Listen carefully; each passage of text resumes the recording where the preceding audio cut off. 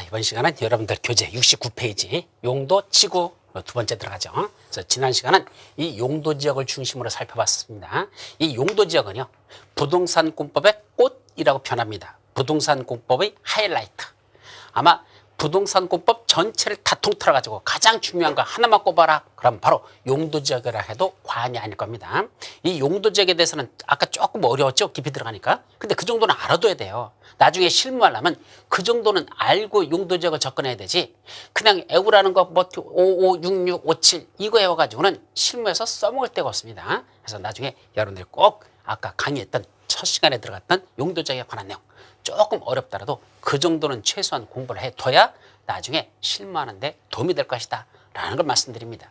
물론 나중에 실무하다가도 잘 모르겠으면 저한테 연락하면 돼요. 그래서 교수님 이게 뭐 어떻게 되는 겁니까? 라고 물어봐도 되지만 어쨌든 본인이 알고 있어야 남들한테 설명할 게 아니냐라는 얘기입니다. 자, 그럼 두 번째 뭐가 나죠? 용도 지구로 들어갑니다. 자, 두 번째는 용도 지구에 관한 거죠. 자, 용도지구도 첫 번째 개념이 나오겠죠. 용도지구 개념이 뭐였었죠? 용도지역에서의 제한, 즉 건축 제한이나 건폐율 제한이나 용적률 제한 같은 용도에서의 제한이 있었죠. 그 제한을 다시 또 강화 또는 완화하기 위하여 용도지역 지정문 갖고는 국토관리가 잘 안 되니까 그 용도지역에서의 제한을 더 강화 또는 완화하기 위해서 용도지역 위에다가 뭘 정한다? 용도지구라는 걸 정합니다. 그래서 먼저 용도지역이 이렇게 넓게 지정되고 그 용도지역 위에 특별히 요 중에 여기만 무슨 용도지구, 여기만 무슨 용도지구, 여기만 무슨 용도지구 이렇게 용도지구라는 걸 지정합니다. 근데 용도지구 자기들끼리는 서로 중복 지정될 수 있다라는 걸 기억합니다. 용도지역끼리는 서로 중복될 수가 없어요. 왜냐하면 용도지역마다 건축 제한이 다르고 건폐율 용적률이 다르다 그랬는데 겹쳐버리면 여기는 어떤 건축 제한을 적용할 것이고 그때 건폐율 용적률 서로 다른 건데 어떻게 적용할 거냐? 뭐 가위바위보 해가지고 정할 겁니까? 그러니까 용도지역끼리는 서로 중복될 수가 없다. 근데 용도지구는 중복이 가능해요. 예를 들면 여기가 시가지 경관지구라고 지정하면서 동시에 최고 고도지구, 시가지 경관지구면서 동시에 고도지구라는 게 같이 지정될 수 있습니다. 그럼 시가지 경관을 해치는 건축물은 짓지 못하면서 그중에 최고 높이는 얼마 이하로만 자라라고 고도지구의 제한도 같이 적용될 수 있다는 얘기죠. 이와 같이 용도지구끼리는 서로 중복 지정이 가능하다라는 거, 그게 바로 용어정에서 개념에서 나왔던 것들이죠. 두 번째, 그럼 용도지구는 어떤 것들이 있더냐? 두 번째, 용도지구 종류들에 관해서 봅니다. 근데 이게 먼저 법률에서 몇 가지로 구분하겠다? 법률에서는요 9가지만 여기서 구분하고 있습니다. 그래서 어떻게 했죠? 이런 건 특, 취, 개, 방, 보, 폭, 경, 고라고 해서 9가지가 있다 그래서 특별히 취급할 개가 방방 뜨면 보복을 경고하라. 예, 저 불독 같은 게 나를 물으려고 방방 붕 우르르 하고 있으면 한다. 네가 나를 깨물으면 나도 나를 꽉 물어버릴 거야. 라고 보복을 경고하라. 특별히 취급할 개가 방방 뜨면 보복을 경고한다. 특취계 방방 보복 경고라고 순서를 바꿔 세우라 그랬습니다. 근데 여러분들 책에는 경관지구, 고도지구, 방화지구, 방제지구에서 경고, 방방, 보취, 개, 특복 뭐 이렇게 순서가 있잖아. 이건 원래 법조문 순서가 이런 것이고 여러분들 암기하는 건 순서를 바꿔서 이렇게 9가지를 따로 이렇게 외우라. 이게 순서 뭐 어차피 외우기만 하면 되니까 순서를 그대로 뭐 법조문대로 외울 필요는 없잖아. 그래서 순서를 이렇게 바꿉니다. 그래서 특자가 자 8번째는 특정용도 제한지구 특정하죠. 그다음에 취자는 6번째 취락지구. 그다음에 개는 개발진입지구. 특축의 방화지구, 방제지구. 그냥 방방. 그래서 그건 이제 방화지구, 방제지구, 방방. 그다음에 보복경고. 보가 어디 있죠? 보호지구. 5번에 나오는 보호지구. 그다음에 폭은 맨 밑에 복합용도지구. 중요한 거야. 복합용도지구. 보복경, 경관지구. 보복경고, 고도지구. 경고. 1, 2번이죠. 이런 식으로 해서 일단 9가지를 보고 내용들도 하나씩 쭉 읽어보면서 정리하는 거. 자, 그 다음에 9번에 보면 복합용도지구가 뭐라고 돼 있죠? 지역의 토지 이용 상황, 개발 수요 및 주변 여건 등을 고려하여 효율적이고 복합적인 토지 이용을 도움하기 위하여 특정 시설의 입지를 완화할 필요가 있는 지구. 즉 복합용도지구는요 원래 그 용도 지역에서 지을 수 있는 건축물만 짓는 게 아니고 용도 지역마다 건축 제한이 있다 그러잖아. 그것만 짓는 게 아니라 추가적으로 다른 건축물도 더 지을 수 있도록 이렇게 그 특정 시설의 입지라는 건 건물이 들어차는 거야. 그 특정 건물에 들어차는 걸 뭐 한단다? 완화시켜준다. 추가적으로 더 짓도록 이렇게 허용해주는 이런 데를 복합 용도지구로 한다는 거 개념 정리는 해두도록 합니다. 자, 그 다음에 시행령상 용도지구를 더 세분할 수 있답니다. 다시 말하면 이렇게 법률에서는 여기로 끝났는데 시행령에서 이걸 다시 뭔다? 더 세분화시킨다는 얘기입니다. 그 다음 페이지에 보시면 첫 번째 경관지구는 뭐로 나눈다? 여기 경관지구라고 여기는 경관지구 다시 나눠요. 자연경관지구, 시가지경관지구, 특화경관지구, 자시특, 자연경관지구, 시가지경관지구, 특화경관지구 이렇게 또 세 가지로 시행령에서 이건 나눈 거야. 법률에서는 9가지도 나왔고 그중에 경관지구만 시행령에서는 자연경관지구, 시가지경관지구, 특화경관지구로 또 세분화된다. 두 번째 방제지구는 시가지 방제지구, 자연방제지구. 그래서 여기 방제지구, 방제지구, 이렇게 나니까 이때 요거 방제지구 요걸 하자. 이건 시가지 방제지구, 자연방제지구로 나누자. 근데 시작. 옛날부터 그랬습니다. 보호지구는 역사문화환경보호지구, 중요시설물 보호지구, 생태계보호지구, 역중생. 그래서 보호지구는 역중생이라는 보호지구로 세수로 세분화된다. 또 취락지구는 어디였지? 여기 자연취락지구와 집단취락지구로 세분화된다. 이건 아주 시험 문제 자주 나왔었죠. 자연취락지구는 어디라 그랬죠? 예, 녹지지역, 관리지역, 농림지역, 자연은 게 먼저죠. 녹관농자 지역에 지정되는 취락지구. 집단취락지구 바로 개발제한 구역 안에 지정되는 취락지구로 세분화된다. 그거 중요한 거야. 자, 그리고 개발진인지구 여기 이거는 주거개발진인지구, 산업유통개발진인지구, 관광휴양개발지구, 복합개발진인지구, 특정개발진인지구, 주산관복특이라고 이렇게 더 세분화된다. 이와 같이 5개 법률에서 규정하고 있는 용도지구는 다시 시행령에서 이렇게 또 세분화된다는 거 여기도 여러분들이 기억합니다. 근데 맨 밑에 시도, 대도시 조례상 용도지구의 분류라는 게 나오죠. 자, 이제는 법률이나 요거는 뭐로 나눈 거랬죠? 요건 시행령으로 나눈 거라 그랬습니다. 시행령상 세분 자세히 나눴다. 요 세분이라는 건 자세할 세자에다가 나눌 분자거든요. 자세히 나눈 것이다. 시행령에서는 이렇게 다시 자세히 나눠졌습니다. 근데 이거 말고 어디에서 또 우리 법률, 대통령의 시행령 그 밑에 조례가 있다 했잖아. 그 중에서도 시도 또는 대도시 조례로다가 다시 뭐 할 수 있답니까? 세분하거나 또는 추가 세분하는 게 가능하다. 추가 세분하는 게 가능하다. 이렇게 정의하죠. 그래갖고 맨 밑에 보시면 무슨 지구하고 무슨 지구만 경관지구를 추가적으로 세분한다 그랬습니다. 자, 무슨 지구? 여기 있던 아까 경관지구. 어디였죠? 경관지구. 이 경관지구는 자연경관지구, 시가지경관지구, 특화경관지구라고 되어 있는데 요 경관지구로 나눠진 걸 다시 추가적으로 세분한다 그랬으니까 다시 말하면 경관지구를 자연경관지구, 시가지경관지구, 특화경관지구 플러스 무슨 경관지구, 무슨 경관지구, 무슨 경관지구라는 걸 더 추가적으로 만드는데 요걸 뭐로다 이렇게 다시 더 추가 세분할 수 있다? 시도나 대도시 조례에서 이렇게 만들 수 있다는 얘기입니다. 따라서 서울특별시 도시계획 조례에서 우리 서울특별시는 경관지구를 자연경관지구, 시가지경관지구, 특화경관지구만 있는 게 아니고 그거 말고도 무슨 경관지구, 무슨 경관지구, 무슨 경관지구라고 서울특별시 조례로다가 추가적으로 더 세분화된다. 이게 세 가지만 나눠진 걸 더 세분했다. 추가 세분한 건 추가적으로 더 집어넣었다. 이게 추가 세분한 뜻이야. 할 수 있죠. 또 무슨 지구? 요 특화경관지구. 이것만 또 무슨 특화경관지구, 무슨 특화경관지구, 무슨 특화경관지구. 특화경관지구도 종류별로 무슨 특화경관지구, 무슨 특화경관지구, 무슨 특화경관지구 이런 식으로 이것도 시도 조례로다. 이것도 세분화가 가능하다. 그래서 경관지구 세 가지에다가 추가적으로 더 넣을 수도 있고 특화경관지구 하나로 되는 걸 그걸 다시 쪼개서 이렇게 세수로다 더 나누는 이것도 가능하다 이 말이야. 자, 그러면 중요시설물 보호지구하고 특정용도 제한지구. 중요시설물 보호지구가 어디 있었죠? 중요시설물 보호지구. 여기 있네. 보호지구죠. 중요시설물 보호지구하고 그다음에 요거 특정용도 제한지구 요 두 가지.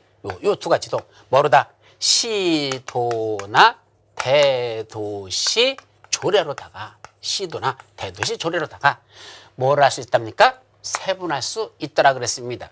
그럼 이거 특화경관지구는 하나로 되는데 이게 무슨 특화경관지구, 무슨 특화경관지구, 무슨 특화지구 이렇게 더 세분하는데 이건 시행령으로 세분한 게 아니고 시도나 대도시 조례로 다 세분할 수 있다 이 말이고 요 중요시설물 보호지구도 이것도 무슨 중요시설물 보호지구, 무슨 중요시설물 보호지구, 무슨 중요시설물 보호지구 이렇게 뭐 하는 게 가능하다? 이것도 세분하는 게 가능하더라. 그래서 세분하는 건 이거 특정 용도 제한지구와 중요시설물 보호지구를 이렇게 뭐로다? 시도나 대도시 조례로다가 추가 세분하는 게 가능하다. 이것도 그냥 세분하는 게 가능하다라고 표현하고 있었죠. 자, 옆 페이지 보니까 시도 대도시 조례에 따른 신설이라고 했습니다. 자, 이렇게 세분하거나 추가 세분하는 것만 있는 게 아니라 뭐도 있단다? 신설. 신설이라는 건 9가지 종류만 있는 게 아니고 여기다 플러스 무슨 용도지구, 무슨 용도지구, 무슨 용도지구 이게 더 만드는데 이렇게 9가지에다가 추가적으로 더 들어가는 걸 뭐로 가능하다? 시도나 대도시 조례다 새로 이렇게 만드는 걸 이걸 신설이라고 한단다 이런 뜻입니다. 그래서 꼭 9개만 있는 건 아니에요. 그래서 여러분들이 나중에 실무하다 보면 또 실수하는 게 있어. 사람들이 나중에 야 무슨 용도지구에서는 이런 건축물을 지을 수 있냐 없냐라고 물었더니 그 공인중개사가 뭐랍니까? 무슨 소리입니까? 그런 용도지구가 어디 있습니까? 라고 반문합니다. 내가 애울 때는 분명히 9가지만 있는데 뭐 였죠? 특축의 방방, 부복경고 우리 공법 교수님이 그렇게 애우라고 해서 9가지 있던 거 애워놨는데 세분하던 것도 다 애웠는데 그런 용도지구는 처음 들어보는데요? 라고 말하면 그건 무식한 소리 듣습니다. 바로 시도나 대도시 조례로다가 새로 신설하는 새로 만들어지는 무슨 용도지구 무슨 용도지구도 있는데 그건 시도나 대도시 조례로 만든 다시 신설된 용도지구라는 거 그렇게 기억하라는 얘기입니다. 근데 이런 용도지구 새로 신설하는 거 시도나 대도시 조례에서는 함부로 하지 말랍니다. 왜? 법률에서 9가지를 만들어 놓고 다시 세분화시켜 놨는데 시도나 대도시 자기 지역에서 만드는 조례로다가 새로 만드는 것들은 이걸 너무 깨버리는 그런 용도지구는 안 되겠다는 얘기입니다. 그래서 그 박스 속에 동그라미 갑 용도지구의 신설은 법으로 정하고 있는 용도지역, 용도지구, 용도구역, 지구단위계획구역 또는 다른 법률에 따른 지역, 지구만으로는 효율적인 토지 이용을 달성할 수 없는 부득이한 사유가 있는 경우에만 새로 시도나 대도시 조례로 용도지구를 신설하라 이 말입니다. 즉 용도지구 신설은 함부로 하지 말래요. 기존에 있는 용도지역도 있고 용도지구도 있고 용도구역도 있고 지구단위계획도 있고 여러 가지가 있는데 지구단위계획도 있는데 그런 거와 충돌을 일으키지 않는 새로 만드는 건 함부로 만들지 말라. 꼭 필요할 때만 만들어라. 이게 첫 번째고요. 두 번째가 용도지구안에서의 행위자는 그 용도지구 지정 목적 달성에 필요한 최소한 내역에 치도록 할 것. 따라서 새로 만들어지는 용도지구도 행위자를 너무 만들어하지 말래. 왜? 원래는 법률과 시행령으로 정한 행위자 이외에 조례로 정하는 행위자는 함부로 하지 말라는 얘기입니다. 최소한만 행위자는 하도록 할 것. 이제 세 번째 게 중요하죠. 답은 해당 용도지역 또는 용도구역의 행위자를 뭐하는 거? 완화하는 용도지구를 신설하지 아니할 것. 다시 말하면 기존에 있는 용도지역, 용도구역의 제한들이 있을 거 아닙니까? 건축제한들이 있잖아. 이 건축제한을 함부로 신설하는 이 시도나 대도시에서 신설하는 용도지구로 함부로 뭐 하지 말라? 완화하는 거 하지 말래. 다시 말하면 무슨 선심성 쓰듯이 시도지사나 대도시장들이 쥐들이 무슨 선심 쓰듯이 그냥 야 여기서의 행위자는 완화시켜주고 이것도 완화시켜주고 쥐들 멋대로 자기 멋대로 그 지역에서 완화시키는 그런 용도지구를 신설하는 건 안 된다라는 것. 그거 용도지역, 용도지의 행위자를 완화하는 새로운 용도지구 신설은 안 된다라는 것. 그것이 중요한 겁니다. 자, 그래놓고 이제 그 다음에 이제 넘어가는 게 용도지역, 용도지구의 개념 종료 이거 끝났고 이제 세 번째. 그럼 이거 지정하는 건 누굴까? 지정권자. 이것도 누구랑 동일이다? 용도지구를 지정하는 것도 무슨 절차죠? 용도지역, 용도지구의 지정 또는 용도지구의 지정 또는 변경에 관한 것도 뭐라 그랬죠? 도시군 관리구를 하는 거니까 결국 여기가 무슨 이거 예를 들면 고도지구라는 용도지구를 지정하는 건 무슨 절차에 한다? 도시군 관리구를 하기 때문에 도시군 관리의 결정권자들이 결국 지정 지정권자가 된다. 그래서 지정권자는 도시군 관리계획 결정권자라는 거 뭐와 동일하죠? 용도 지역과 동일합니다. 따라서 제일 높은 국토교통부 장관, 그 다음에 시도지사, 다만 대도시에서는 대도시장 이 자들이 사실은 용도지구를 지정하는 지정권자가 된단다. 일단 이렇게 기억해 두시고, 자, 그 밑에 보시면 복합용도지구의 지정지역 및 지정기준이라는 게 있습니다. 요거 작년도에 29회 때 시험 문제 복합용도지구가 출제가 됐거든요. 당분간 계속 출제될 가능성이 높은 겁니다. 특히 무슨 지구? 복합용도지구라는 거, 이거 새로 신설된 내용입니다. 종전에 없던 거 새로 신설된 복합용도지구.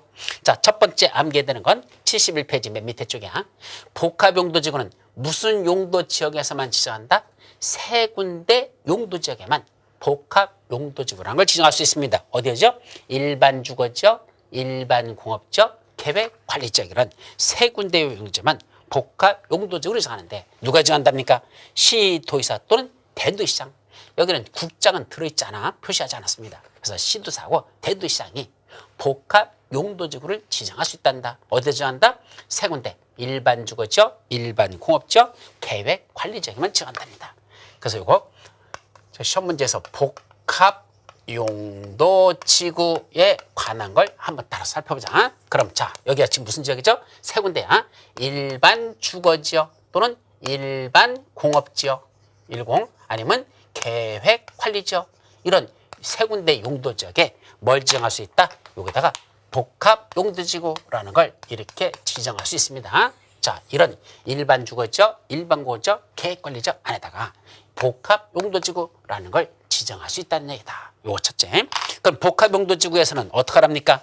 용도지역 왜 지정하죠? 어떤 데다 지정하죠? 지정하는 기준.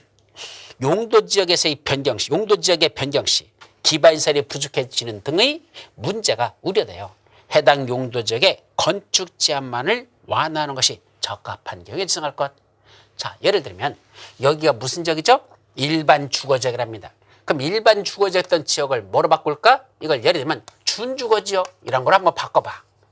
그럼 용도지역을 변경해봐. 그럼 일반 주거지역에서 준주거지역 용도지역을 변경하면 건폐율이 늘어납니까? 줄어듭니까? 늘어나요. 건폐율, 일반 주거에서의 건폐율은 일반 주거에서 제1종 일반 주거지역, 2종 일반 주거지역은 다 60% 이하, 3종 일반 주거지역은 50% 이하. 그래서 일반 주거지역은 60 내지 50% 건폐율입니다. 반면에 준주거지역의 건폐율은 70%라고 쫙 올라가잖아. 올라가죠. 자, 용도지역 건폐율만이 아니라 용적률도 마찬가지입니다. 자, 이와 같이 용도지역을 변경해버리면, 이거를 완전히 다 변경해버리면 그때는 무슨 문제가 터진다?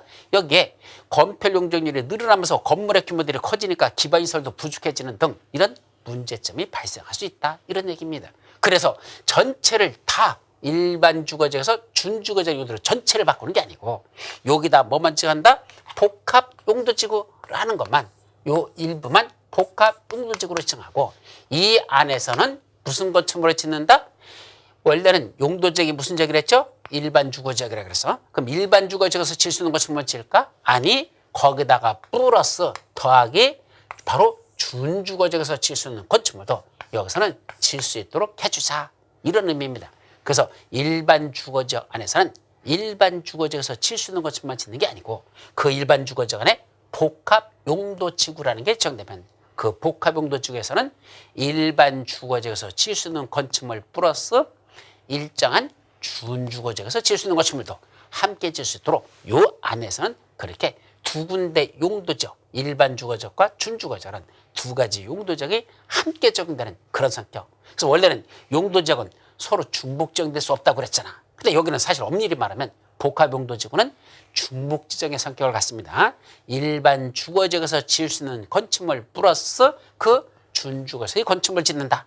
다만 건폐라고 용적률은 변동상이 없어. 그냥 일반 주거지역의 건폐, 일반 주거의 용적률 그대로 적용하고 뭐만? 건축 제한만. 일반 주거지역에서 지을 수 있는 건축물만 짓는 게 아니라 준주거지역에서 지을 수 있는 건축물도 함께 짓도록 하는 건축 제한만 완화시켜주는 이런 성격이 된단다. 그 말이야. 자, 그 다음에 동그라미 니은은 읽어보시면 되고, 그 다음에 동그라미 맨 밑에 디귿번이 중요합니다. 용도지역의 지정 목적이 크게 저해되지 아니하도록 해당 용도지역 전체 면적의 3분의 1 이하의 범위에서 지정할 것.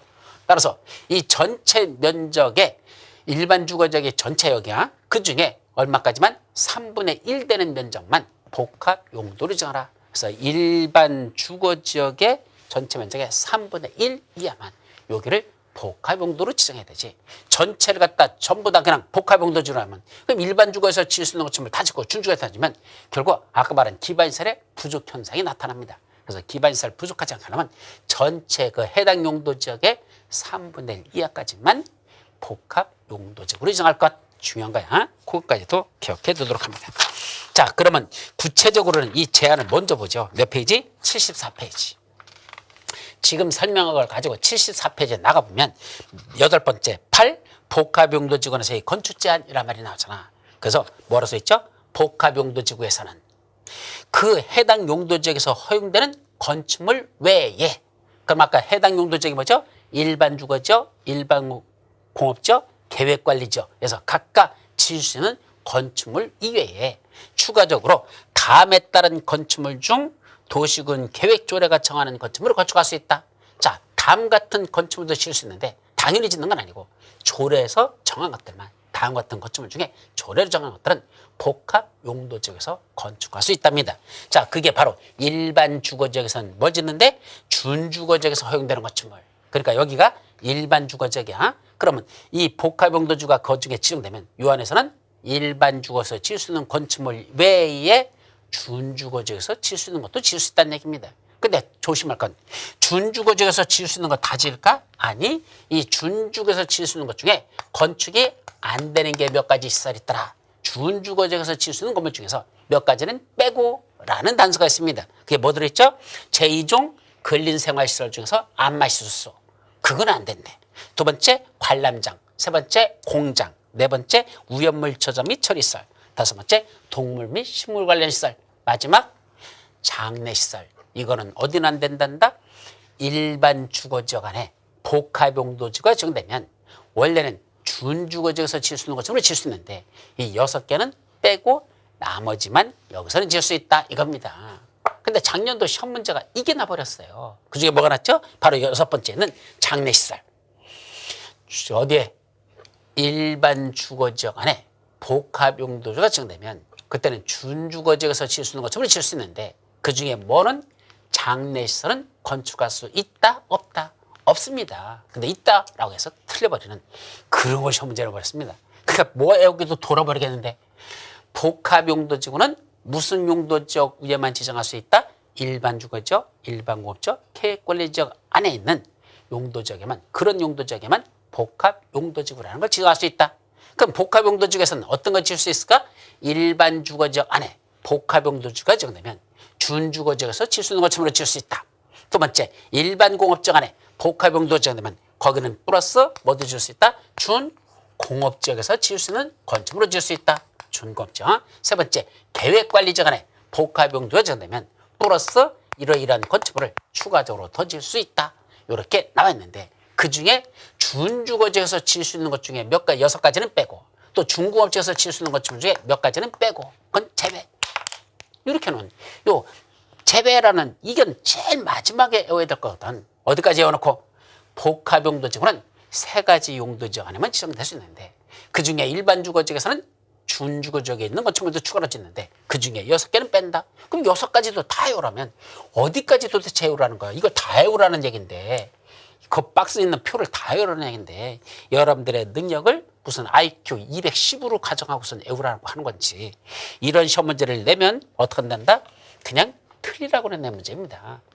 알 수는 그래 그런 게 있었다까지는 공부하지만 그건 일일이 다 구분해서 6가지 다 외워야 되고 그 밑에 3가지 외워야 되고 그 밑에 4가지 외워야 되고 이게 다 외워지겠느냐고. 여러분들 머리 능력을 아무리 과대평가해도 한도가 있는 거지. 이건 아니라는 얘기입니다. 그래서 이런 시험 문제 나면 뭐죠? 틀리라고 낸 문제다. 근데 이런 싸가지 없는 문제도 난다는 얘기입니다. 저는 여기까지 나라고는 난 생각 못했어. 설마 이것까지 내리야. 아무리 문제가 개떡같이 난다 하더라도 여기까지 나라고는 생각 못하고 어디까지 날 줄 알았어. 작년에 이것까지는 정리했어요. 일반 주거지역 안에서는 준주거지역에 있는 건축물을 지을 수 있다. 일반 공업지역에서는 준공업지역에서 지을 수 있는 건축물을 지을 수 있다. 계획관리에서는 추가적으로 4가지를 더 지을 수 있다. 뭐 이런 식으로까지는 복합용도지역에서는 가능하다. 요것까지만 외우는 것도 황송하지. 그 중에 이거는 안 돼요, 이거는 안 돼요. 예, 이 안 돼요까지도 다요라는 건 너무 삭막한 시험 문제가 아니었었느냐라는 뜻입니다. 참고적으로는 알고 넘어가라는 겁니다. 아셨죠? 자, 다시 돌아와서 이제 몇 페이지? 바로 71페이지에 복합용도지까지 됐고, 다음 72페이지에 보시니까 이제 여기 용도지구의 개념, 용도지구 종류들, 그 다음에 지정권자 이라고 나오고, 그 다음에 이제 네 번째가 뭐여가는 거죠? 아까 이제 세 번째 나왔고, 이제 네 번째가 바로 용도지구안에서의 효과입니다. 효과가 뭐죠? 용도지구 왜 지정합니까? 용도지구 이렇게 나눠서 토지 위에다 지정하는 이유. 용도지에서의 제한을 강화 또는 완화한다고 그랬잖아. 그래서 그 안에서 무슨 효과가 있다? 건축 제한이라는 효과가 발생합니다.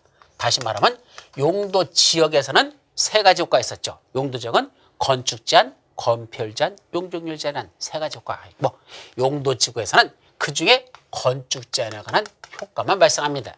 그럼 건축 제한을 어떤 식으로 규정할까라는 문제입니다. 거기 여러분들 교재 72페이지에 보시면 경관지구안에서의 건축 제한이라고 해놓고 뭐로 써놨습니까? 경관지구안에서는 그 지구의 경관의 보전, 관리, 형성에 장애가 된다고 인정하여 뭐가 정하는? 도시군 계획 조례가 정하는 건축물을 건축할 수 없다. 이게 원칙입니다. 따라서 무슨 지구가 지정되면 무슨 경관지구라고 지정되면 그 경관지구안에서는 그 경관을 해칠 수 있는 건축물은 건축하지 말라는 얘기입니다. 그런데 어떤 것들이 경관을 해치는지는 구체적인 건 뭐로 정한다? 도시군 계획 조례로 정합니다. 그래서 도시군 계획 조례라고 그랬습니다. 지방자치단체가 만드는 법인 도시군 계획 조례에서 경관지구안에서는 이러이러한 건축물을 건축할 수 없다라고 각각 정하라는 얘기입니다. 따라서 서울특별시 있는 경관지구하고 서울특별시 시가지 경관지구하고 인천광역시 시가지 경관지구는 같다 다르다? 다를 수 있습니다. 왜냐하면 조례로다가 구체적으로 이러이러한 건축물은 건축할 수 없다는 게 어디는 포함되고 어디는 배제될 수 있는 이런 차이가 있기 때문에 조례로 정하기 때문에 서로 다를 수 있더라. 그걸 조심하라는 얘기죠. 근데 중요한 건 2번입니다. 고도지구에서의 건축물의 높이자. 자, 최고 높이 얼마까지 질 수 있다라고 되는 게 고도지구잖아. 근데 최고 높이 그것도 도시군 계획 조례로 정한다고 됐습니까? 아닙니다. 뭐로 정한답니까? 도시군 관리구로 정하는 높이를 초과하는 건축물을 건축할 수 없다. 아주 중요한 겁니다. 시험 문제 항상 영순위. 자, 이거는 기본 강의할 때도 설명을 드린 거지만 다시 말하면 도시군 관리 계획으로 정하는 높이를 초과하는 건축물을 건축할 수 없다라고 됐습니다. 자, 도시군 계획 조례로 정하는 거하고 도시군 관리 계획으로 정하는 거하고 무슨 차이가 있죠? 조례로 정한다는 건 법으로 만들어라는 얘기입니다. 그 지방자치단체 법으로 이러이러한 건 건축할 수 없다. 법으로 정하라는 얘기고, 도시군 관리계획으로 정한다는 건 도시군 관리계획을 수립할 때 그때 그 최고 높이를 그 도시군 관리계획으로 정하라는 얘기입니다. 어떻게 하는 거죠, 그럼? 자, 상식적으로 얘기해 볼게. 자, 지금 여기다가 뭘 지정할까요? 색깔을 바꿔서 여기를 이번에 우리 최고 고도지구라고 지정하자. 아니, 고도지구라고 지정하자. 최고 고도지구 아니야? 자꾸 옛날에 강의하던 게 입에 배가지고 아직 최고란 말이 나오는데 그냥 고도지구. 작년까지는 최고 고도지구, 최저 고도지구가 있었는데 최저 고도지구라는 걸 없애버리고 최고 고도지구를 그냥 고도지구라는 말로 바꿨습니다. 그래서 고도지구는 최고 높이를 제한하는 겁니다. 그 밑에 고도지구라는 것도 뭐에 준 거죠? 용도지구입니다. 맞죠? 고도지구. 고도지구도 뭐죠? 용도지구의 하나입니다. 그럼 용도지구 지정 절차는 뭐야 된다? 지정권자, 지정 절차는 뭐라죠? 도시군 관리구를 한다 그랬습니다. 그럼 여기를 뭐를 지정해서 고도지구라는 용도지구를 지정해서 도시군 관리계획을 수립합니다. 2반 절차 3단계, 결정자 2단계. 아까 여기 있었잖아. 도시군 관리계획 수립하는 절차, 2반 절차 3단계, 결정자 2단계 거쳐가지고 여기가 무슨 지구다? 고도지구입니다. 라고 도시군 관리계획을 결정 고시합니다. 그때 도시군 관리를 결정 고시할 때 두 가지를 고시한다. 이걸 조심하십시오. 뭐뭐로 고시할까? 첫째는 이 고도지구로 지정된 지역이 구체적으로 어디서 어디까지인지 그 지번들 있잖아. 필지별로 있는 지번. 그 지번을 몇 번지 몇 번지가 이번에 고도지구라는 지구로 지정됐습니다. 라는 도시군 관리를 고시하면서 그때 또 하나를 같이 고시합니다. 뭐로다가? 도시군 관리계획으로다 고시할 때 또 하나 고시합니다. 뭘 고시한다? 이 안에다 고도지구에서의 건축물은 최고 높이 몇 미터까지만 지을 수 있습니다. 또는 몇 층까지만 지을 수 있으나 라고 최고 높이를 규정하는, 그것도 뭐로다 고시한다? 도시군 관리계획으로 고시한다는 얘기입니다. 그래서 고도 중에서 이 최고 높이는 뭐로 정한다? 도시군 관리계획으로 정한다 라는 뜻입니다. 그럼 나머지 용도지구는, 예를 들면 복합 용도지구를 지정할 때는요, 사실은 어디서 어디까지가 복합 용도지구인지 그것 위치만 정하는 걸 고시하는 게 원칙입니다. 그래서 용도지구를 지정할 때는 원래는 어디서 어디까지가 이런 용도지구입니다라고 위치만 정하는 걸 고시하는 게 원칙인데, 그래서 지형도면을 고시하잖아요. 어디서 어디까지가 이번 이러이러한 용도지구입니다 라고 지형도면을 고시하는 걸 하는데, 이 고도지구 지정할 때는요, 도시군 관리계획으로 두 가지를 고시한다는 것. 어디서 어디까지가 고도지구인지 하고, 동시에 그 고도지구의 최고 높이는 몇 미터까지 지을 수 있느냐라는 것도 도시군 관리구로 정한다. 아셨죠? 따라서 고도지구안에서는 도시군 관리구로 정하는 높이를 초과하는 건축물로 건축할 수 없다. 아주 중요한 거니까 기억하십시오. 자, 그리고 방제지구에서도 두 번째 줄을 보면 그런 도시군 계획 조례가 정하는 건축물을 건축할 수 없다. 그러니까 대부분의 용도지구는 뭐로 정한다? 도시군 계획 조례로 정하는 건축물을 건축할 수 없다. 이게 원칙이라는 얘기야. 그래서 원칙은 도시군 계획 조례가 정하는 건축물을 건축할 수 없는데, 고도지구만은 도시군 계획 조례로 정하는 게 아니라 도시군 관리구로 정하는 높이를 초과하여 건축할 수 없다라는 게 그래서 중요하다 이 소리입니다. 또 이 방제지구에서 중요한 건 그 밑에, 맨 밑에서부터 둘린 6번째 줄 보십시오. 그 페이지 72페이지 맨 밑에서부터 6번째 줄. 방제지구안에서는 용도지역 안에서의 건축 제한 중 층수 제한에 있어서는 1층 전부를 필루티 구조로 하는 경우 필루티 부분을 층수에서 제외한다. 자, 방제지구 안에다가 건축물을 짓는데 1층 전부를 뭐로 만들었습니까? 필루티 구조로 했답니다. 필루티가 뭐죠? 기둥으로만 세운 거. 그래서 밑에를 기둥만 해놓고 기둥 위에다가 이제 건물 올라간 거. 이것이 사실은 요새 심각한 문제를 일으켰죠. 어디에서? 바로 저 포항 일대.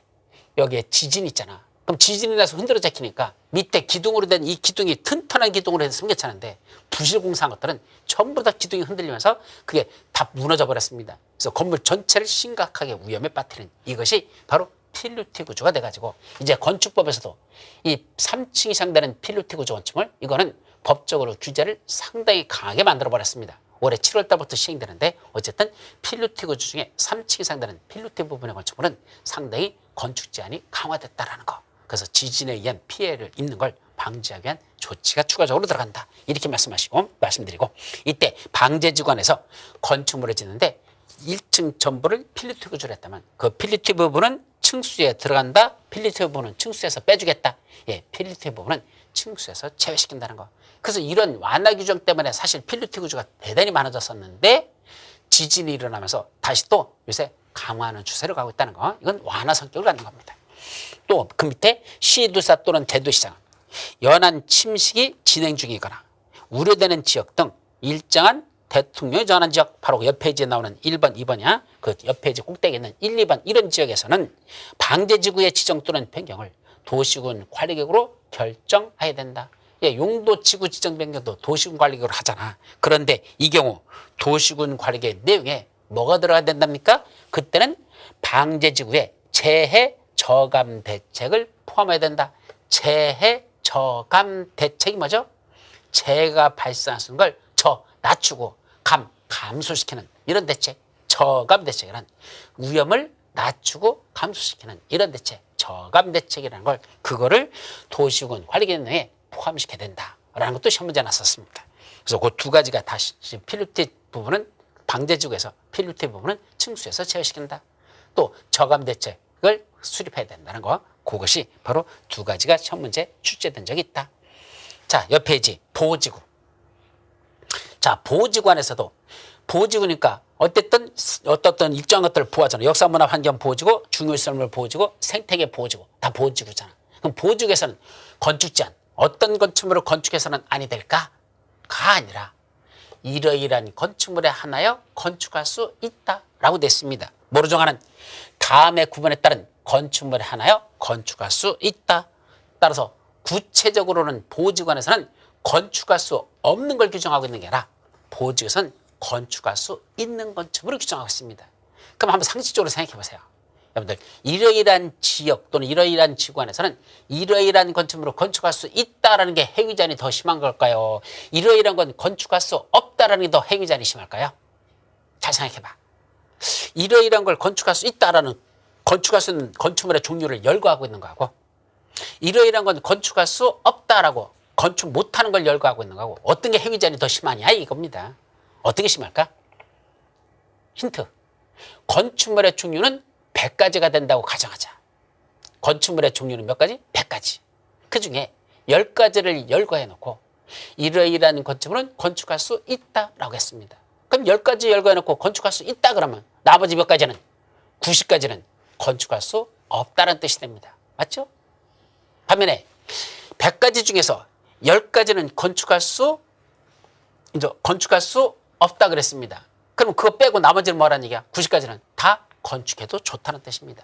그래서 보통은 어떤 게 더 해위제한이 심하다? 요런 거예요, 요런 거야 하나요. 요런 것처럼 하나요? 건축할 수 있다라고 이렇게 열거되는 게 해위제한이 더 심하다는 걸 조심하시기 바랍니다. 건축할 수 있다 그랬으니까 이게 해위제한이 완화되는 거 같잖아. 아니에요. 그것만 건축하라 얘기입니다. 그거 이해는 건축하지 말라.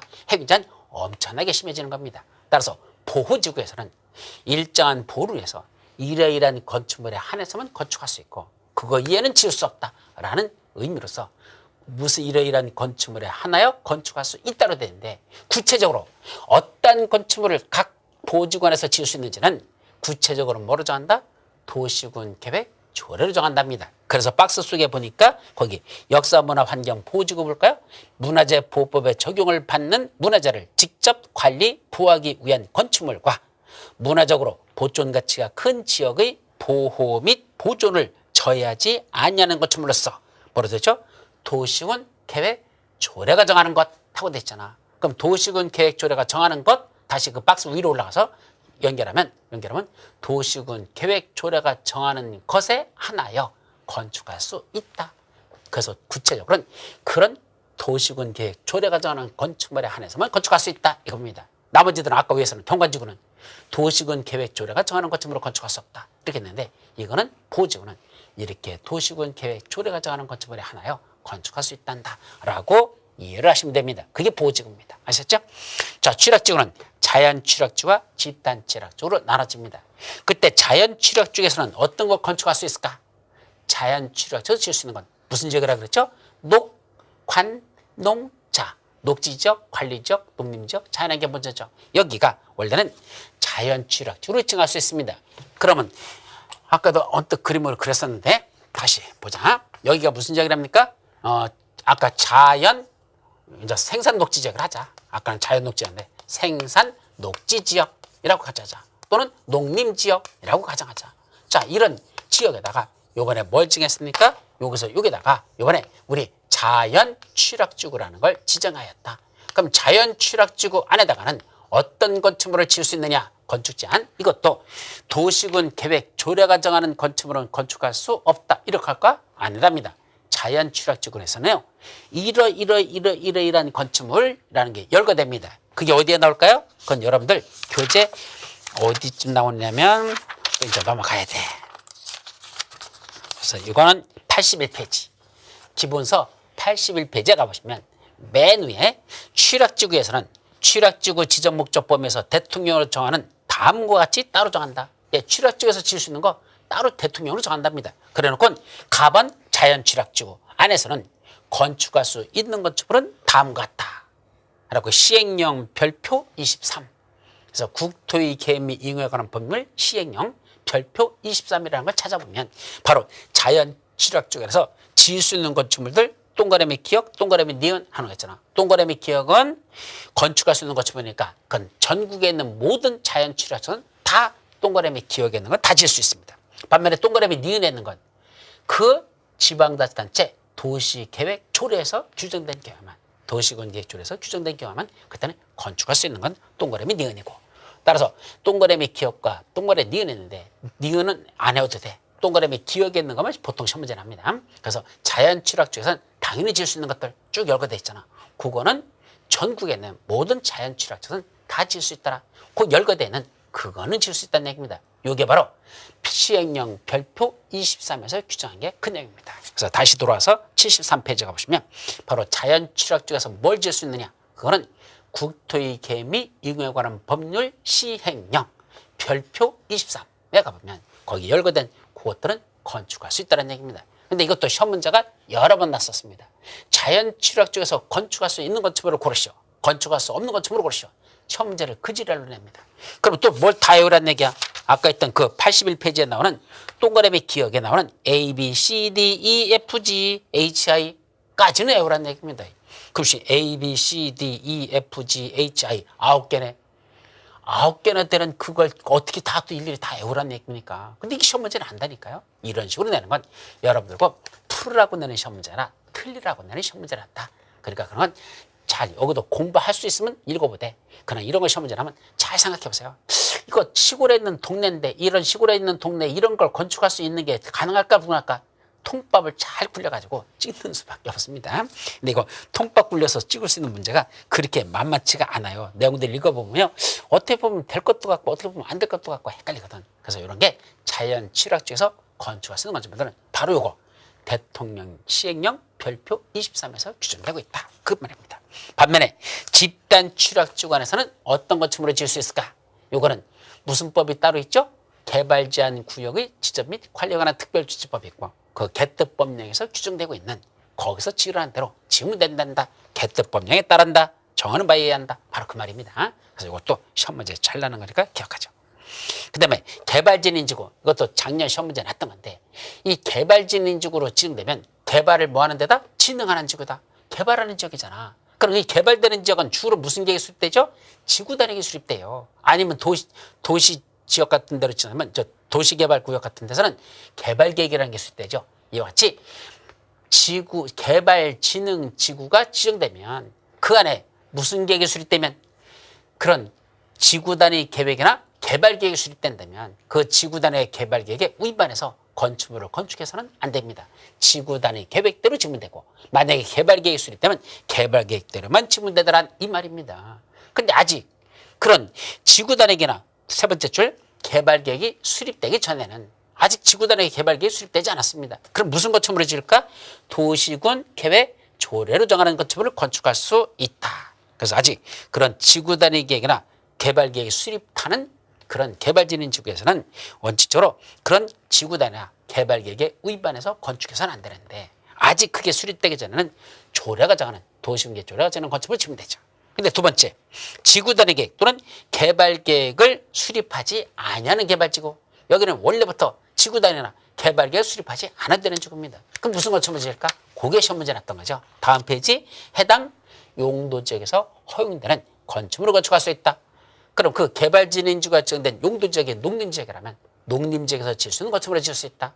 거기가 계획관리지역이라면 계획관리지역에서 지을 수 있는 건축물을 건축할 수 있다. 그것만 하는 얘기야. 따라서 지구 단위계나 개발계획이 수립되지 않는 개발진흥지구라면 그때는 뭐 짓는다? 원래 그게 그 개발진흥지구가 지정된 용도 지역이 있을 거 아니야. 원래 용도죠. 그 용도 지역에서 허용되는 건축물을 건축할 수 있습니다. 자, 특정 용도 제한지구에서는 뭘 지으면 될까? 그때는 도시군 계획 조례가 정하는 건축물을 건축할 수 없다. 예, 청소년들에게 유해한 이러이러한 건축물은 건축할 수 없다라고 뭐로 정한다? 도시군 계획 조례로 정한다. 이 말입니다. 자, 그리고 아까 복합용도지역에서의 건축 제한 해가지고 이거 말씀드렸죠? 일반 주거지역에서는 준주거지역에 있는 것도 추가적으로 지을 수 있는데 다만 6가지는 빼고 일반 공업지역에다 복합용도지가 정되면 그때는 준공업지역에 있는 건축물도 지을 수는 있는데 다만 4가지는 빼고 몇 가지? 3가지인가 4가지가 그럼 4가지로 봐야 될까요? 왜냐면 아파트 이중 근린 생활시설 중 단란주점 및 안마시설이니까 단란주점 안마시설 둘로 나누면 되죠. 그 다음에 노유자시설 그러니까 그것도 3가지보다는 4가지라고 말하는 게 맞겠죠. 그거는 안 돼요. 계획관리적에서는 다음 같은 카나다를 추가적으로 더 질 수 있다는 얘기. 이건 안 되는 게 아니고 계획관리적에서 원래 지을 수 있는 건축물 플러스 거기 카나다라는 4가지 시설을 더 건축할 수 있다. 그게 복합용도지구란다 라고 기억해 두라는 얘기죠. 자, 그 다음에 용도구역 하고 나죠. 그래서 용도구역에는 몇 가지가 있다 그랬죠? 개를 도시에서 수입한다. 개, 도시, 수입이라고 됐죠. 그래서 이제 개발지향구역 지정권자는 국토교통부만 지정한다. 이거는 기본 강의에서 이미 다 했던 거고, 지정 목적 도시의 무질서한 확산을 방지한다. 그래서 너무나 도시적인 무질서하게 확산하는 걸 방지하고, 또 국방부 장관의 요청에 있어서 보안상 도시개발을 제한할 필요가 있을 때 개발 제한 구역을 지정하는데, 그 개발 제한 구역에서 지정하거나 변경하는 건 따로 법률로 정해요. 개발 중에서 어떤 것 전부 지을 수 있느냐, 그런 건축 제한 등은 따로 법률로 정했는데, 그 법이 무슨 법이다? 개발 제한 구역의 지정 및 관리에 관한 특별조치법, 줄여서 개특법이라고 한단다. 그죠? 자, 두 번째, 도시자연공원구역은 누구만 지정하죠? 시도사 또는 대도시장만 지정하고 국토교통부장은 지정하지 않는다라는 게 중요한 겁니다. 이건 첫 문제 여러 번 나서서 시도사, 대도시장만 지정하지 국장은 지정권이 없습니다. 자, 왜 지정하죠? 두 번째 줄, 도시지역 안에서 식생이 양호한 산지의 개발을 제한할 필요가 있을 때, 그래서 남산이 도시자연공원구역이라고 했죠? 남산에 철갑을 두른 둑 소나무들이 우거져 있잖아. 그거 나무들 찾아라는 거 개발을 제한하기 위해서, 함부로 훼손하지 못하게 하기 위해서 도시자연공원구역을 지정합니다. 이것도 무슨 법에 건축제한을 내죠? 도시자연공원구역 안에서는 이러이러한 건축물을 건축하지 못하게 건축제한이 나오는데, 무슨 법이 들었다? 도시공원 및 녹지 등에 관한 법률이 따로 있습니다. 바로 그 도시공원 및 녹지 등에 관한 법률에 가보면 도시자연공원구역 안에서의 건축제한에 관한 일정이 거기 들어있더라. 그걸 적용하죠. 다음 페이지, 시가와 조정구역 누가 정하죠? 두 사람으로 나눠집니다. 원칙은 시도의사, 다만 대도시에서는 대도시장이라고 하고 싶은데 여기는 대도시장이라는 말이 없습니다. 그래서 시도의사만 지정한다 이렇게 됐습니다. 다만 국가계획과 연계됐을 때만 그때는 누가 정한다? 국장이 정합니다. 그래서 이것도 시험 문제 조심하셔요. 그 무슨 구역? 시가와 조정구역은 누가 정한다? 원칙은 시도지사들이 정합니다. 대도시장은 안 들어간대. 근데 내가 볼 땐 집어넣었어야 돼. 근데 안 집어넣었어. 그리고 요새 이제 집어넣겠다고 법은 개정안은 올라가 있는데 통과되지 않고 있습니다. 어쨌든 시도지사가 지정권자다. 그런데 국가계획과 연계될 때는 국장이 직접 지정권자다. 그럼 결국 드러나죠. 국가계획과 연계된 경우에는 시가와 조정구역은 국장이 정하고, 국가계획과 연계되지 않는 시가와 조정구역은 시도지사가 지정한다 라고 정리하십시오.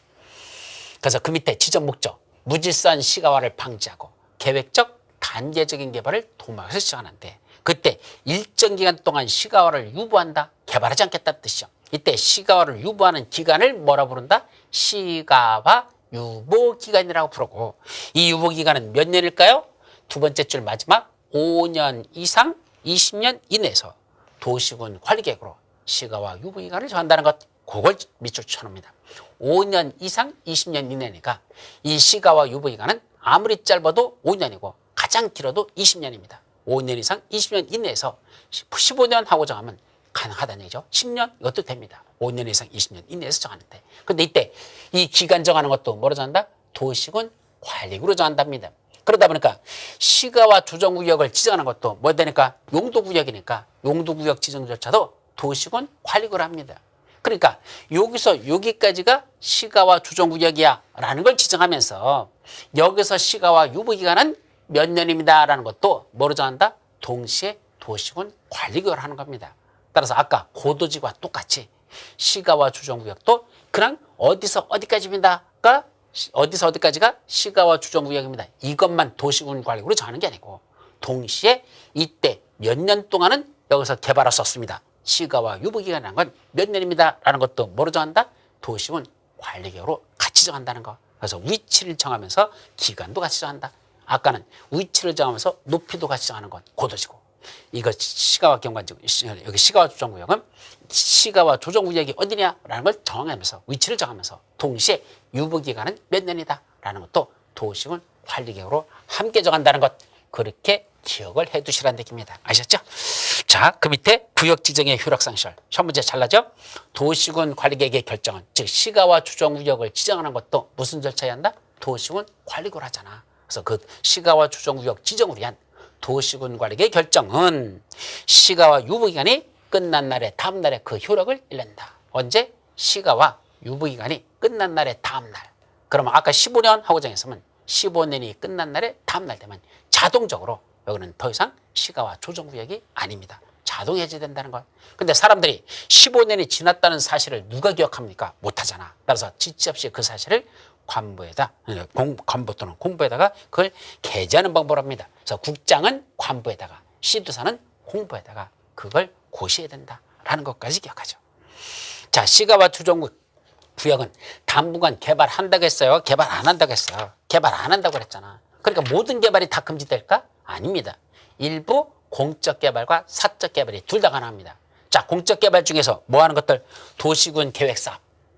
도시군 계획사업. 할 수 있을까 없을까? 가능한 경우가 있습니다. 첫째는 국방상 공익상 사업 시행이 불가피할 것. 두 번째, 관계 중앙행정위원회장의 요청이 있을 것. 세 번째, 그런 도시군 계획사업 시행에 지장이, 다시 시가와 추정구역 지정 목적 달성에 지장이 없다면 그 안에서 무슨 사업을 시행할 수 있다? 도로 만들고 공원 조성하고 학교 짓는 도시군 계획 시설사업, 신도시 만드는 도시개발사업, 재개발 재건축하는 정비사업, 셋을 합쳐서 도시군 계획 사업을 시행할 수 있다. 따라서 원칙적으로는 시가와 조정구역은 개발하지 못하는 지역이지만 그런 공적 개발인 도시군 계획 사업은 그런 세 가지 조건만 충족하면 사업을 시행할 수 있다. 국방상 공익상 사업 시행이 불가피할 것, 관계 중앙행정위원회장의 요청이 있을 것, 시가와 조정구역 지정 목적 달성에 지장이 없을 것. 하나요. 그때는 지정할 수, 사업을 시행할 수 있습니다. 그럼 그런 공적 개발 말고 사적 개발, 시가와 주정구역 안에도 사람들 살고 있거든. 농업인, 임업인, 업인, 이런 시골에서 농사 짓고 사는 사람들, 임업, 어업하는 사람들이 있거든. 이분들 시가와 주정구역이라고 아무것도 못하고 가만히 있으라면 굶어 죽으라고 뭔가 일부는 할 수 있어야 되잖아. 그래서 몇 가지는 뭐 받고 할 수 있다? 허가 받고 할 수 있다. 특광, 특시, 특도시장 수인 관악의 창에게 시가와 주정구역 안에서도 이 사적 개발 행위를 허가받고 할 수 있는 게 있습니다. 몇 가지? 옆 페이지 맨 위에 세 가지. 농업, 임업, 어업용의 건축물 중 일정한 건축물을 건축하는 것들. 예, 농사 짓는 거나 임업이나 어업 등을 위해서 필요한 최소한의 건축물 있잖아. 이거는 허가받고 건축할 수 있습니다. 두 번째, 마을 공동시설, 공익시설, 공공시설, 관공업시설 같은 거, 이런 것들도 허가받고 설치할 수 있다. 세 번째, 임목의 벌채, 조림, 육림, 토석의 채취, 이런 것들은 경미한 행위들이니까 그런 건 허가 받아야 돼. 그나마 안 돼요. 또 허가 받고 할 수 있다는 거. 안 받으면 어떻게 되죠? 그런 행위하면 3년의 징역 또는 3천만 원 이하의 벌금에 처한다라는 처벌 규정이 있습니다. 자, 그래놓고 그 밑에 허가를 거부할 수 없는 개발 행위라는 게 있죠. 다시 말하면 허가 신청이 들어오면 반드시 허가를 내줘야 된다. 이게 핵심입니다. 그중에 가번하고 다번만 기억합니다. 가번이 뭐죠? 개발행위 허가를 받지 않고 할 수 있는 개발행위들이 있습니다. 허가 안 받아도 되는 경미한 개발행위. 여러분 기본서 121페이지를 갑니다. 기본서 이 차에 121페이지에 보면 맨 밑에 4 허가 불필요로 개발행위 해가지고 그 다음 페이지까지 허가 안 받고 하는 것들이 쭉 나와 있잖아. 그럼 이거 허가 안 받는 이런 개발행위는 어디서도 바로 시가와 주정구역에서도 그냥 허가 안 받고 그냥 해도 됩니까? 안 된다는 거. 허가 그래도 받아야 된다는 거. 다만 허가 신청이 들어오면 허가를 거부해서는 아니 된다는 것. 반드시 허가 내줘라. 그럼 반드시 허가 내줄 걸 무슨 꼭 허가 받으라고 그러냐. 그냥 하라고 그러지. 그죠? 근데도 허가 받으랍니다. 그러면 반드시 허가는 내주겠답니다. 허가를 거부할 수 없는 행위라는 걸 조심합니다. 표현을. 두 번째, 답은 건축법상 건축 신고로서 건축허가를 가름하는 행위.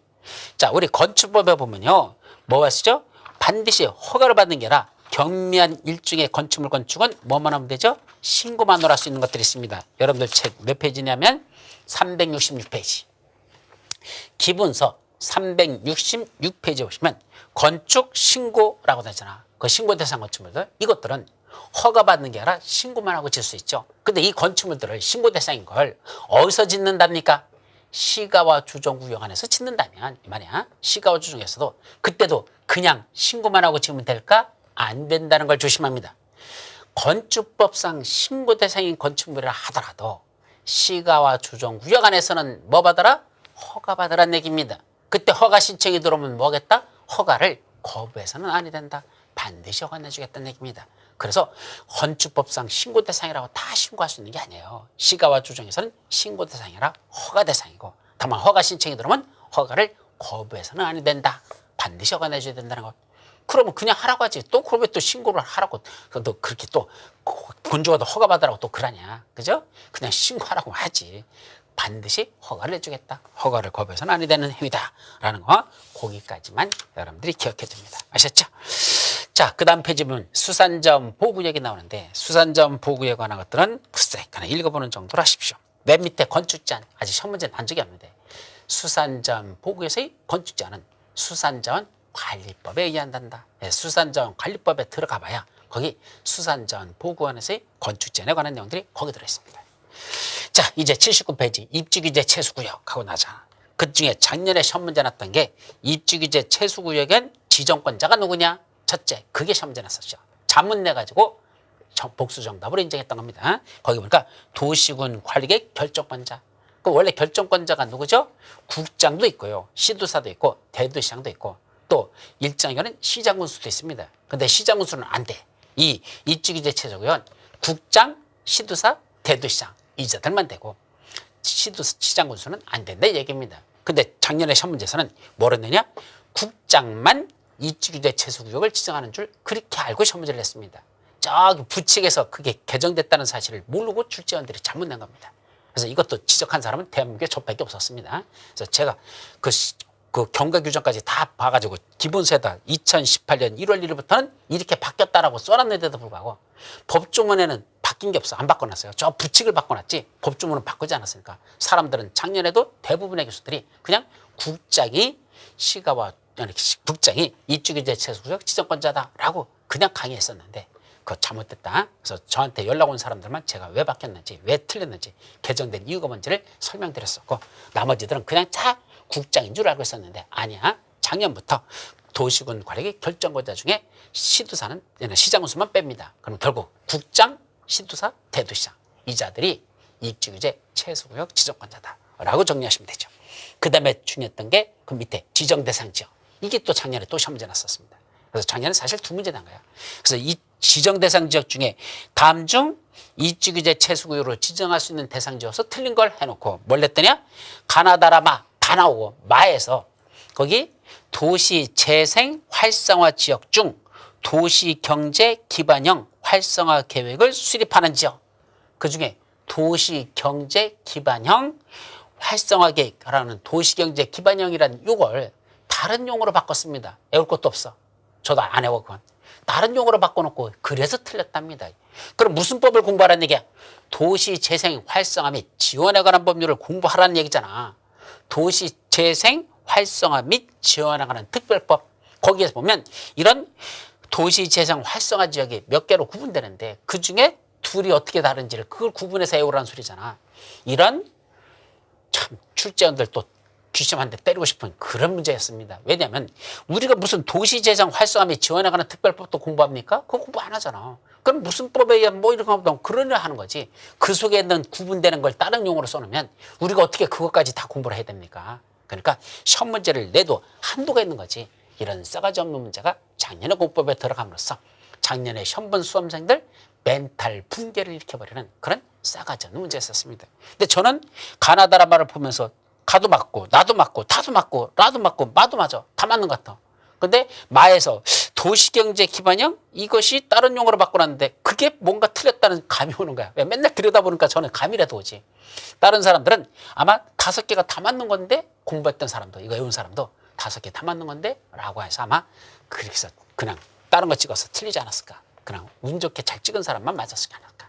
그런 문제는 실력으로 붙는 게 아니라 운빨로 붙는다는 그런 문제는 시험 문제에서의 값어치가 없는 겁니다. 하여튼 이것도 작년도 시험 문제 출제됐었다라는 것만 말씀드리죠. 아셨죠? 자, 그 다음 나머지들은 생략하고 그 밖에 행위 제한 해가지고 개발법에 따른 건축 제한도 나오는데 이거는 지금 심화 과정에서도 안 봅니다. 아직 시험 문제가 한 번도 나지 않았어. 그래서 이건 나중에 문제 풀이할 때 다시 한번 설명할 테니까 그때 넘어가도록 하자. 그리고 83페이지에 둘 이상의 용도 지역 등에 걸치는 경우라는 게 나오는데 요거는 기본 강의할 때 여러 번 설명했었고 시험 문제 잘 나요. 그러니까 이건 둘 이상의 용도 지역 등에 걸치는 경우 83페이지는 건 기본 강의 있는 걸 다시 한번 정리해서 꼭 여러분들이 복습하도록 합니다. 아셨죠? 자, 여기까지가 용도 지역, 용도지구, 용도구역 끝났죠. 이제 그 다음에 뭐죠? 요거 기반시설의 설치점 및 개량하는 거, 기반시설에 관한 거 요거는 다음 시간에 살펴보도록 합니다. 쉬었다 들어가시죠.